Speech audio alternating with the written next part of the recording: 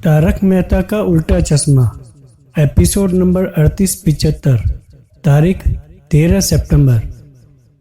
ये परिवार गोकुलधाम सोसाइटी के अंदर आता है और चाचा जी से कहता है, हम लोग आपके सोसाइटी से थोड़ी दूर में रहते हैं। मेरे बेटे को एक ऐसी बीमारी हो गई है, डॉक्टर ने कहा है इसका इलाज नामुमकिन है। फिर भी डॉक्टर इसके इलाज के लिए पूरी जी तोड़ मेहनत कर रही है। मेरे बेटे की ये इच्छा थी कि कभी न कभी वो दही हांडी की मटकी जरूर फोड़ेगा, लेकिन हमें कहीं ऐसा मौका नहीं मिला कि मैं अपने बेटे की इच्छा पूरी कर सकूं।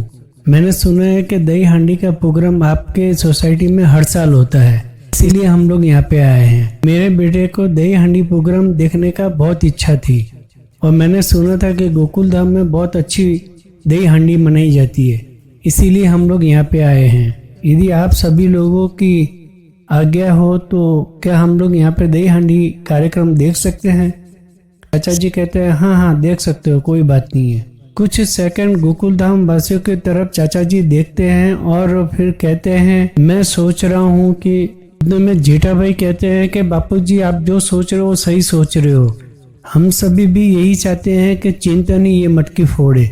चाचा जी कहते हैं ये मटकी हमें एक साधु महाराज ने दी है। उस साधु महाराज ने कहा है कि ये इच्छा पूर्ति हंडी जो भी फोड़ेगा उसकी सारी मुराद पूरी होगी, सारी इच्छा पूरी होगी। हम लोग अभी चिट्ठी निकाल के यही तय करने वाले थे कि कौन ये इच्छा पूर्ति मटकी फोड़ेगा।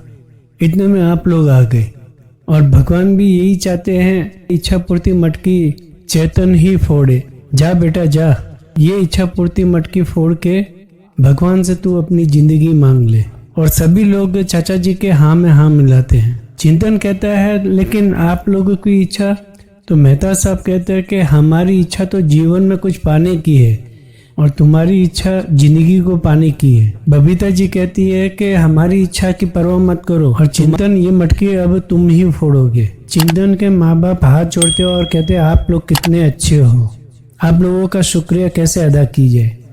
चाचा जी कहते हैं आप लोगों को किसी का धन्यवाद करने की जरूरत नहीं है। मुझे तो लगता है कि ये इच्छा पूर्ति मटकी फोड़ना चिंतन के भाग्य में ही लिखा हुआ है। चिंतन के पिता कहते हैं कि साधु की वाणी में तो सरस्वती का वास होता है और भगवान करे उनकी वाणी सच हो। तो चाचा जी कहते हैं जरूर होगा। भिड़े भाई कहते हैं कि आप मानो तो गंगा नहीं तो बहता पानी। टप्पू कहता है कि भगवान का नाम लेके ये मटकी फोड़ और तुम्हारी इच्छा भगवान पूरी जरूर करेंगे। चिंतन की माँ कहती है कि क्या चिंतन ये इच्छा पूर्ति मटकी फोड़ पाएगा? तो टप्पू सेना कहती है हम लोग हैं ना आंटी, चिंता मत करिए, हम लोग इसकी मदद करेंगे। भिड़े भाई फिर जयकारा बुलवाते हैं। तभी हंडी फोड़ने वाले पूरी टोली गोकुलधाम सोसाइटी में आती है। चिंतन के पिताजी कहते हैं कि बेटा तुम्हें मालूम है ना कि इच्छा पूर्ति मटकी फोड़ने के समय तुम्हें क्या मांगना है? तो चिंतन कहता है मैं क्या मांगू पिताजी? तो चिंतन की माँ कहती है कि भगवान से मांगना कि तुम्हारी सभी बीमारी दूर कर दे भगवान। चिंतन के पिताजी कहते हैं कि और तुम्हें नई जिंदगी दे। और चिंतन चाचा जी के पांव छूता है तो चाचा जी कहते हैं हाँ जा और विजय भव। टोली जमा होती है और एक दूसरे के ऊपर चढ़ना शुरू करती है। चिंतन धीरे धीरे ऊपर चढ़ना शुरू करता है। चिंतन एकदम ऊपर तक चढ़ जाता है लेकिन फिर भी वो अपने आप को संभाल नहीं पाता और वो नीचे गिर जाता है। चिंतन फिर कोशिश करके ऊपर चढ़ता है और ऊपर चढ़ने के बाद में संभाल नहीं पाता और दूसरी बार भी वो गिर जाता है। टप्पू सेना चिंतन को बहुत हौसला देती है और कहती है कि तुम ये कर सकते हो और तुम चढ़ोगे और इच्छा पूर्ति मटकी फोड़ोगे। चाचा जी आश्वासन देते हैं चिंतन के माता पिता को, आप चिंता मत करिए, वो एकदम ठीक है। फिर चिंतन को टप्पू कहता है कोई बात नहीं, अब मैं तुम्हारे साथ आऊंगा ऊपर की तरफ। वो जाता है चिंतन के साथ में। चिंतन की माँ भगवान से प्रार्थना करती है और कहती है मेरे बेटे की इच्छा पूर्ण करना। और इस बार बहुत मेहनत करने के बाद में चिंतन एकदम ऊपर पहुंच जाता है और इच्छा पूर्ति हंडी को पकड़ लेता है। इधर से चाचा जी कहते हैं बेटा ये मटकी फोड़ दे और चिंतन के माँ बाप भी कहते हैं बेटा इच्छा पूर्ति मटकी को फोड़ दे। चिंतन ऊपर से हंडी को पकड़े हुए रहता है और अपने माँ बाप की तरफ भी देखता है और पूरे गोकुलधाम सोसाइटी को भी देखता है।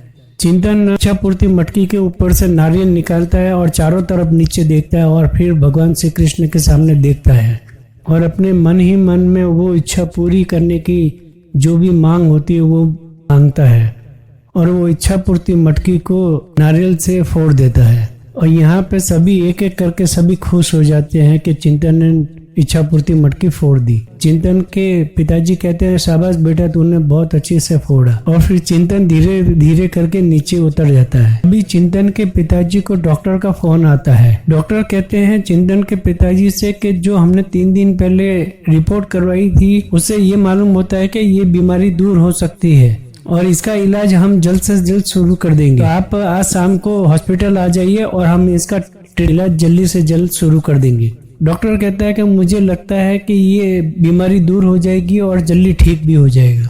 और चिंतन के पिताजी डॉक्टर को धन्यवाद कहते हुए वापस उधर ही जाते हैं जहाँ सब लोग जमा होते हैं। चिंतन के पिताजी ढोल वाले को ढोल बजाने से बंद करवाते हैं। सभी लोग जब शांत हो जाते हैं तो वो कहते हैं कि मेरे बेटे का इलाज संभव है और डॉक्टर ने अभी अभी कहा है कि उसका इलाज हो जाएगा। अब भगवान ने हमारी प्रार्थना सुन ली, चिंतन की प्रार्थना सुन ली। ये सुन के सभी लोग खुश हो जाते हैं। चाचा जी बहुत खुश होते हैं और चिंतन से कहते हैं, देखा भगवान ने तुम्हारी सुन ली। तो चिंतन कहता है, मैंने भगवान से अपने लिए कुछ भी नहीं मांगा था। सभी लोग सोच में पड़ जाते हैं कि ये क्या बोल रहा है। चिंतन कहता है, मैंने अपने लिए नहीं, इतना स्वार्थी नहीं था, मैं सभी के लिए मांगा था दुआ। भगवान से मैंने ये मांगा था कि आप सभी लोग की इच्छा पूरी हो, उसमें मेरी भी साथ में थी। और ये वीडियो होता है यहीं पे पूरा।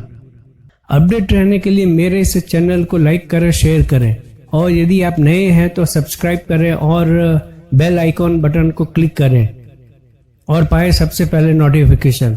धन्यवाद।